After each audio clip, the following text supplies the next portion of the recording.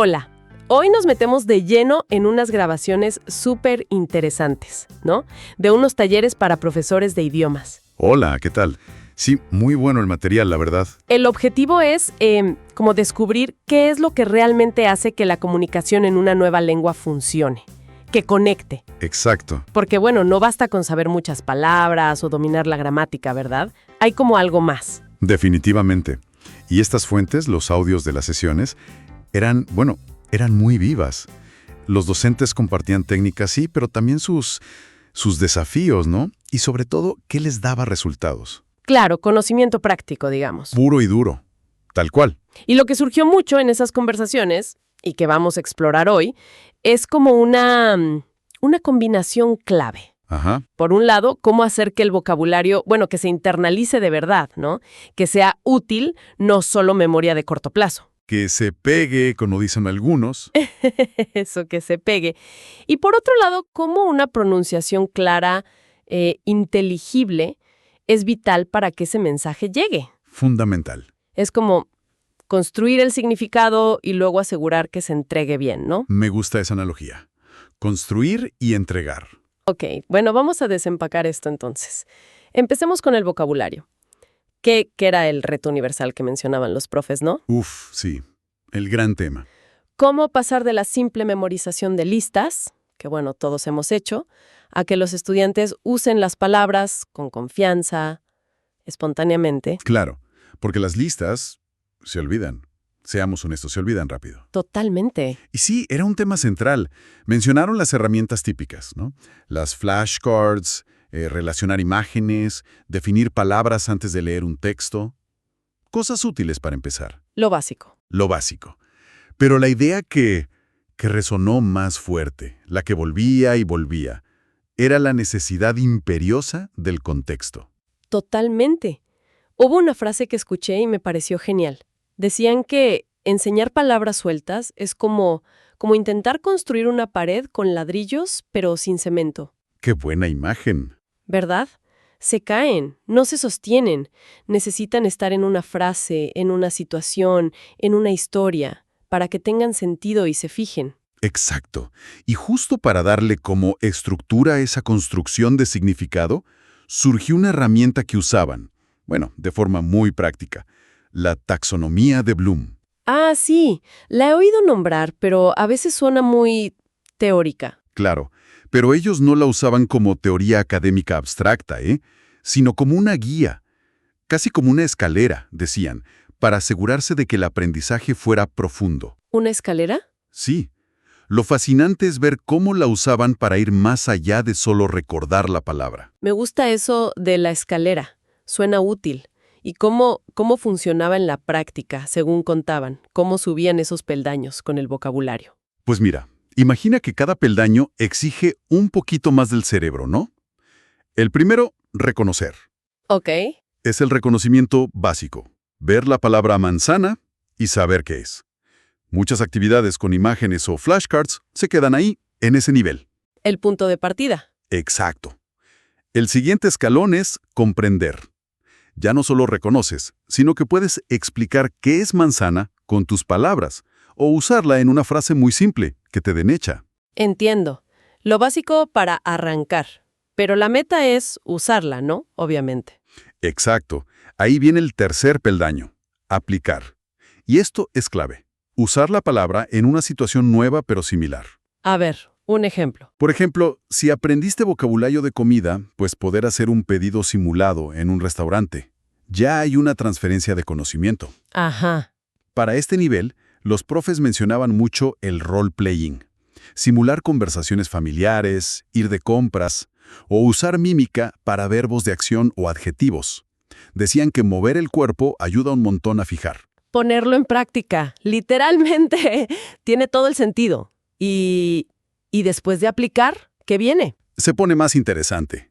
El cuarto peldaño es analizar. Aquí ya como que descompones la información. ¿Cómo sería eso con vocabulario? Podría ser, por ejemplo, identificar las partes de una palabra compuesta, ¿no? Como girasol. O agrupar palabras por categorías. Ropa de verano, ropa de invierno. O juegos como adivinar una palabra por su definición, pensando en las relaciones entre ellas. Ah, claro. Aquí ya hay más reflexión sobre cómo funciona el lenguaje mismo. Correcto. El quinto es evaluar. Y esto implica hacer juicios de valor usando el vocabulario aprendido. Juicios de valor. Sí, una actividad que compartieron y me pareció excelente fue plantear debates simples. Tipo, ¿es mejor vivir en la ciudad o en el campo? ¿O qué mascota es más fácil de cuidar? Buenísimo. Claro, porque los estudiantes tenían que usar el vocabulario específico para argumentar, para justificar su opinión. Eso te obliga a usar el lenguaje de forma, bueno, precisa y personal. Me encanta. Y llegamos a la cima de la escalera, crear. Aquí ya es producir algo nuevo, original, con ese vocabulario. El nivel máximo. Exacto. Las ideas que daban iban desde escribir diálogos o pequeñas historias, hasta diseñar un anuncio para un producto usando palabras específicas. Imagínate crear un folleto para un gimnasio con vocabulario de salud. Qué bueno. O incluso hacer un árbol genealógico y presentarlo, explicando las relaciones familiares. Es la máxima expresión de dominio, ¿no? Me gusta mucho cómo cada nivel exige más. Que no es solo saber la palabra, sino saber qué hacer con ella. Oye, y mencionaron también algo más sencillo, ¿no? Lo de la palabra del día. ¿Ah, sí? ¿Eso también salió? Como un microhábito diario. Pero tenía un truco, ¿verdad? Sí, el truco estaba en el requisito. No bastaba con saberla. Tenías que usarla en una frase con sentido antes de irte de clase. Ah, un pequeño empujón diario hacia la aplicación al menos. Justo eso. Entonces, el mensaje clave de esta parte, digamos, extraído de esas experiencias de los profes, es que para que el vocabulario se quede, se fije, hay que moverlo por estos niveles de pensamiento. No basta con el primer peldaño, con recordar. Precisamente. Pero ojo que surgió una discusión interesante ahí. Ah, sí. ¿Cuál? Se preguntaban, ¿hay que pasar cada palabra nueva por todos los 6 niveles? Buena pregunta. Suena agotador. Exacto. Y la conclusión general fue que, pues no necesariamente. Depende mucho del nivel del estudiante, de la utilidad o la complejidad de la palabra misma. Claro. Forzar una palabra muy simple hasta el nivel de crear, a lo mejor es artificial, ¿no? Quizás para algunas palabras, llegar a aplicar o analizar ya es más que suficiente. O sea, hay que ser selectivo y adaptar la escalera a la palabra y al grupo. No es una fórmula mágica y rígida. Exacto. Intentar subir todos los peldaños con cada palabra, sobre todo si la base no es sólida en los primeros niveles, puede generar frustración. Es más bien un marco, ¿sabes? Para asegurarse de que no nos quedamos solo en la superficie, en la memorización. Se trata de profundizar. Eso, pero con flexibilidad. Entendido. Profundizar en el significado. Clarísimo. Es una parte crucial de la ecuación.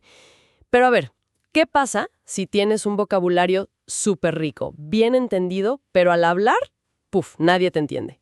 Uf, sí, el clásico problema. Aquí entra el segundo pilar que surgió con muchísima fuerza en los talleres, la pronunciación. Y aquí es donde la cosa se pone realmente interesante. Totalmente. Puedes tener las palabras perfectas, la gramática impecable, pero si la forma en que produces los sonidos impide que el otro decodifique tu mensaje, pues la comunicación falla. Así de simple. Y fíjate que no es solo una impresión subjetiva. Mencionaron un estudio que, bueno, a mí me dejó pensando. Analizaron 40 casos documentados de malentendidos serios entre hablantes nativos y no nativos. ¿Y qué encontraron? Que la causa principal del fallo comunicativo, ¿sabes cuál fue? En 27 de los 40 casos, fue la pronunciación. ¡Wow! Más que la gramática o el vocabulario. Mucho más. Más del 65%. La gramática solo causó 4 fallos y el vocabulario insuficiente 8. Pero la pronunciación, 27. Ese dato es potente, ¿eh? Pone en perspectiva cuánto impacto real tiene la pronunciación en que te entiendan o no. No es un adorno, es funcional. Para nada un adorno. Y para ilustrarlo de forma cotidiana, uno de los talleristas, un profe llamado Brad, contó sus peripecias pidiendo café en distintos lugares de Latinoamérica. ¿Con su nombre? Con su nombre. Algo tan simple como Brad. Pues era constantemente mal entendido. Le decían Brand, Brad, hasta rap. No puede ser. Rap. Sí. Pequeños cambios en cómo sonaba esa D final, o la vocal, y ya causaban confusión. Es un ejemplo perfecto.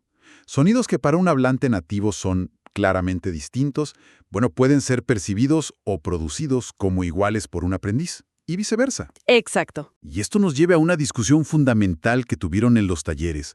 ¿Cuál debe ser la meta al enseñar pronunciación? Importante pregunta. Y hubo un consenso muy fuerte en rechazar la idea de imitar un acento dactivo específico, sea británico, americano, australiano, el que sea. ¿Ah, sí? ¿Por qué ese rechazo? ¿No es lo que siempre se busca? Pues ellos decían que no. Lo consideraban no solo poco realista para la mayoría de la gente, ¿Cierto? sino fundamentalmente incorrecto. Incluso usaron un término fuerte, racismo lingüístico. Racismo lingüístico. Sí, argumentando que establecer un único acento como el correcto implícitamente devalúa todas las demás formas de hablar, que son parte de la identidad de las personas. Tiene sentido. La diversidad de acentos es una riqueza, no un problema a corregir. Un punto de vista muy importante, sobre todo hoy en día, ¿no? En un mundo tan globalizado. Entonces, si la meta no es sonar como un nativo específico, ¿cuál es? La meta, y en esto sí que estaban todos de acuerdo, es la claridad, la inteligibilidad. Que te entiendan. Eso, que te entiendan sin que la otra persona tenga que hacer un esfuerzo enorme para descifrar qué estás diciendo.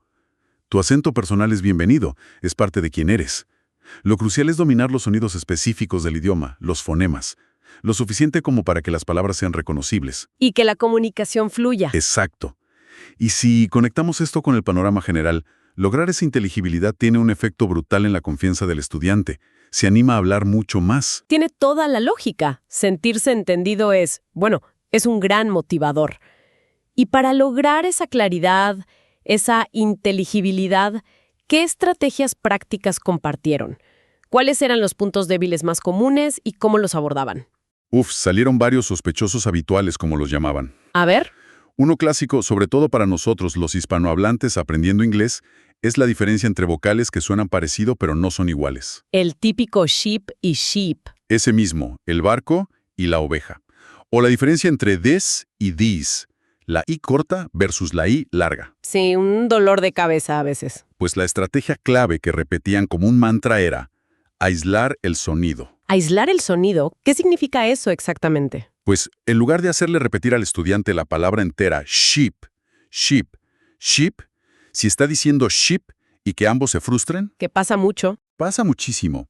La idea es, primero, trabajar solo el sonido vocálico problemático. Practicar el sonido I largo por sí solo, quizá comparándolo con la I nuestra del español. Una vez que el oído distingue y la boca puede producir ese sonido aislado, entonces volver a la palabra completa es mucho más efectivo. Enfocarse en el punto exacto del problema. Suena lógico, ¿sí? ¿Qué otros puntos salieron? Otro grupo de sonidos problemáticos, las consonantes sordas versus sonoras, que en español no marcan tanta diferencia de significado como en inglés. Por ejemplo, La P como en pi, guisante, que es sorda, versus la B como en bi, abeja, que es sonora. O la T versus D, la F versus B. ajá, La técnica más socorrida y súper fácil de implementar. Tocarse la garganta. la garganta. Sí, las cuerdas vocales. Si vibran al hacer el sonido, B, D, V, es sonoro. Si no vibran, P, T, F, es sordo. Es una comprobación física inmediata. ¡Qué buen truco! Simple, pero efectivo. Totalmente. También se habló muchísimo, pero muchísimo, del famoso sonido schwa, el E. Ah, el schwa, ese sonido misterioso. Lo describían casi como el rey oculto de la pronunciación en inglés. Es el sonido vocálico más común de todos, pero es átono, neutro, relajado. ¿Dónde aparece? En todas partes. En sílabas no acentuadas de muchísimas palabras, como la A en about, la E en taken, la I en pencil, la O en lemon, la U en support, la R al final de computer. Ayudar a los estudiantes a reconocerlo y usarlo es clave para lograr el ritmo natural del inglés. Ese sonido que parece que no es ninguna vocal definida, ¿no? Justo es. El sonido más flojo del inglés, digamos. Y está súper ligado al siguiente punto que mencionaron, el ritmo y la acentuación de las frases, lo que llaman sentence stress. La música del idioma. Exacto. Explicaban cómo en inglés hay una diferencia muy marcada entre las palabras de contenido. ¿Cuáles son esas? Sustantivos, verbos principales, adjetivos, adverbios. Las que llevan el significado principal de la frase. Esas se pronuncian más claras, más fuertes, más largas. Ok. Y por otro lado están las palabras de función. Artículos, preposiciones, verbos auxiliares. Esas suelen debilitarse, reducirse, acortarse. Y a menudo contienen ese sonido schwa. Ya veo. ¿Dieron ejemplos concretos? Sí, claro. Comparaban la forma poco natural, muy silábica, de decir, por ejemplo, "What is your name?", pronunciando cada palabra con igual fuerza. ¿Como un robot? Exacto, con la forma fluida y natural, "What's your name?", donde is y your se contraen y se debilitan muchísimo. Entender qué palabras golpear y cuáles suavizar, bueno, cambia radicalmente la fluidez. Sí, mencionaron también las terminaciones del pasado simple, el famoso edi, que tiene 3 pronunciaciones distintas: te, de o id. Cierto. Stopped, played, wanted, id. Exacto. Recordaron la regla, que depende del sonido final del verbo base, si es sordo, sonoro o yateodé. Decían que es algo útil para sistematizarlo. Ajá. Y también la acentuación dentro de las palabras, el word stress. Saber qué sílaba es la fuerte. Como en photograph versus photography, que cambia el significado incluso. Justo eso. Sugerían usar gestos, como dar una palmada en la sílaba tónica. Chocolate, important, vegetable. Hacerlo físico. Sí, una técnica era escribir la palabra, tachar las letras mudas, como esa O de chocolate que casi no suena, identificar la sílaba tónica y practicar diciendo la palabra marcando ese golpe. Visual y kinestésico. Suena útil, la verdad. ¿Algo más que recuerdes? Un último ejemplo interesante fue la diferencia entre can, poder, afirmativo, y can't, no poder, negativo. Que a veces suenan muy parecido. Exacto. Explicaron que, en contexto, can, afirmativo, suele ser una palabra funcional débil. Se pronuncia can, con schwa, muy rápido y suave. Ok.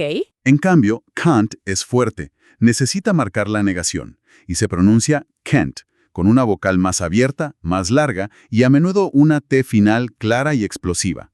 La diferencia no está solo en la T final, sino en toda la vocal y el énfasis. Son esos matices los que pueden cambiar todo el sentido de una frase. Madre mía. Parece que había muchísimas estrategias concretas, ¿no? Sí, un montón. Pero el mensaje transversal, el que unía todo, era la importancia de la práctica constante, aunque sea mínima. Constante. Sí. Uno de los profes dijo algo como: 30 segundos de práctica de pronunciación enfocada cada día hacen más que 1 hora una vez al mes. Qué buena frase. Y admitieron que a veces, por falta de tiempo en clase, la pronunciación es lo primero que se sacrifica, pero insistían en integrarla de forma regular, aunque sea poquito. ¿Y recomendaron recursos específicos para esa práctica fuera del aula? Digo, ¿para los estudiantes? Sí, destacaron que hoy en día es mucho más fácil acceder a modelos de pronunciación fiables. Mencionaron diccionarios en línea como el de Cambridge o Merriam-Webster, que incluyen audio en diferentes acentos: británico, americano. Eso es súper útil. Y también la infinidad de videos en YouTube que se enfocan en sonidos específicos. La clave, decían, no es que el profesor tenga que ser un experto fonetista, sino que sea consciente de los puntos clave y sepa dirigir a los estudiantes hacia estos recursos. Que sepa dónde buscar y qué buscar. Exacto. Y el consejo fundamental que se repetía una y otra vez. Déjame adivinar. Aislar el sonido. Exactamente. Si un estudiante no puede decir bien una palabra, hay que averiguar qué fonema específico le está costando y trabajarlo por separado antes de volver a intentar la palabra completa. Evita muchísima frustración y es más eficiente. Entonces, recapitulando un poco esta exploración de los talleres. Para una comunicación realmente efectiva, parece que no basta con acumular vocabulario. No. Necesitamos entenderlo y usarlo a niveles profundos, conectándolo con el pensamiento, como sugiere la escalera de Bloom. Ajá. Y al mismo tiempo, necesitamos pulir la pronunciación. No para sonar como alguien más, sino para ser claros, para ser inteligibles, para asegurar que nuestro mensaje, ya cargado de significado, llegue sin obstáculos. Exactamente. Es esa combinación: profundidad de significado y claridad en la entrega. Construcción y entrega, como decías antes. Tal cual. Y esto nos deja quizás con una pregunta para reflexionar, ¿no? A ver. Sabiendo que tanto profundizar en el vocabulario como pulir la pronunciación requieren ir más allá de lo superficial, de la simple repetición, ¿qué pequeño paso concreto, aplicable quizás desde hoy mismo, podría dar a alguien que aprende o que enseña un idioma, para cultivar esa conexión más profunda? Ya sea con el uso real de las palabras o con la nitidez de los sonidos que emite. ¿Qué cosita pequeña se podría empezar a hacer? Una pregunta potente para seguir masticando después de esto. Mil gracias por acompañarnos en este análisis detallado de estrategias para comunicar mejor. Un placer, como siempre. Hasta la próxima.